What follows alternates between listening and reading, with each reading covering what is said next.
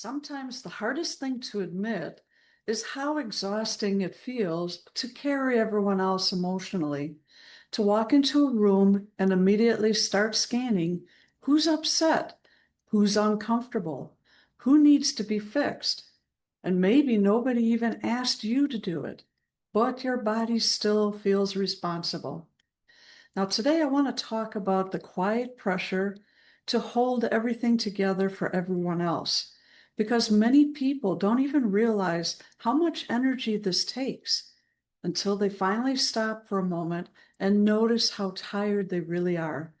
And sometimes the people who carry the most emotionally look the calmest on the outside. So if you've ever felt like, if I don't handle this, everything will fall apart. Or if other people are upset, I need to fix it. This conversation may explain more than you realize. I'd like to welcome everyone. I'm Janine Naus, a grief and trauma relief specialist, and this is another healing step session where we gently increase awareness around patterns many people learned long before they ever understood why. Now, today's topic is, why do I feel responsible for fixing everything? And I want to approach this gently because many people develop this pattern very early in life without even realizing it. And what's important to understand is this: being emotionally responsible for everyone else often begins as survival. Sometimes growing up, you learn to monitor moods, keep peace, avoid conflict, smooth things over, or become the strong one. And you may have learned if other people were upset, you didn't feel emotionally safe. So your nervous system adapted. It became highly aware of tension, discomfort, disconnection, and emotional shifts in other people. And then over time, helping, fixing, rescuing, over explaining, or over carrying emotionally started to feel normal, even automatic. The challenge is many people continue carrying this pattern into adulthood without even realizing how deeply exhausting it becomes. And one sign this may be happening is feeling emotionally unsettled when someone else is upset. Even when their feelings, their choices, or their reactions are not actually yours to carry.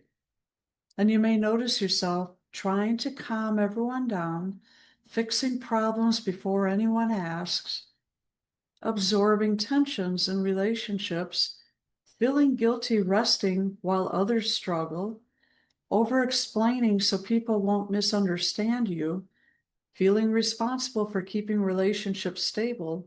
And then sometimes this becomes so normal, you don't even notice you're doing it. And you may also feel uncomfortable disappointing people, not because you're weak, but because your nervous system learned disconnection can feel unsafe. So instead of asking, what do I need right now? Your focus automatically shifts toward, what does everyone else need from me? And after a while, many people become emotionally exhausted without understanding why. Because constantly monitoring everyone else emotionally, it does take enormous internal energy. So something important I want to share to say here: caring about people is not the problem. Being compassionate, loving, supportive, helpful, those are all beautiful qualities. The problem begins when caring slowly turns into carrying other people's emotions, carrying responsibility for their reactions, carrying guilt for their discomfort, carrying pressure to keep everyone emotionally okay. And many people don't realize how much of this they're carrying until they finally stop. Sometimes people who overcarry emotionally also struggle to relax because their body has become so used to monitoring everything around them. Quiet can even feel unfamiliar. You may notice when things finally become calm, your mind immediately searches for the next thing to manage. Because hyper responsibility can become deeply wired into the nervous system, and often underneath this pattern is fear.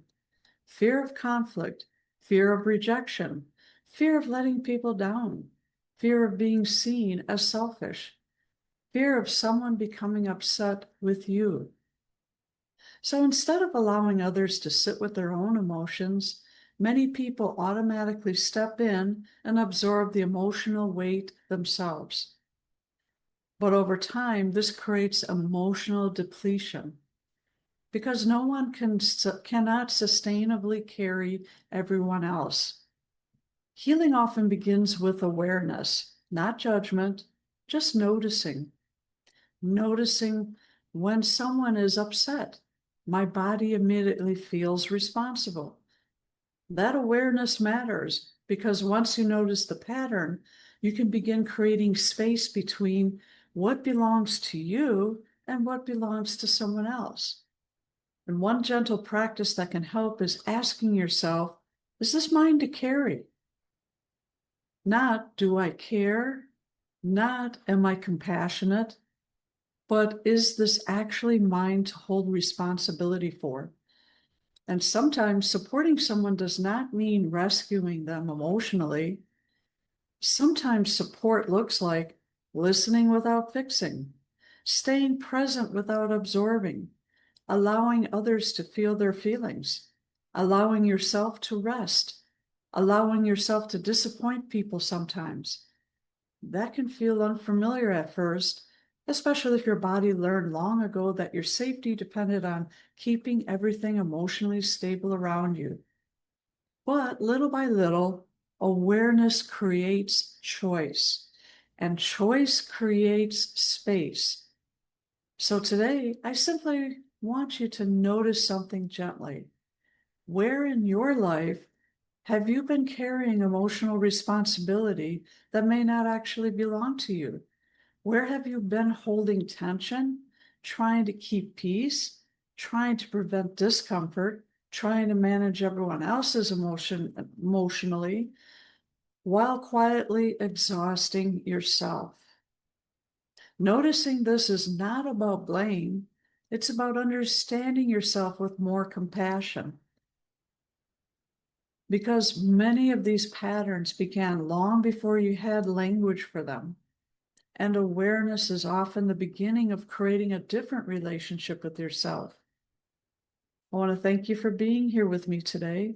If this conversation resonated with you, feel free to reflect in the comments what part stood out to you the most.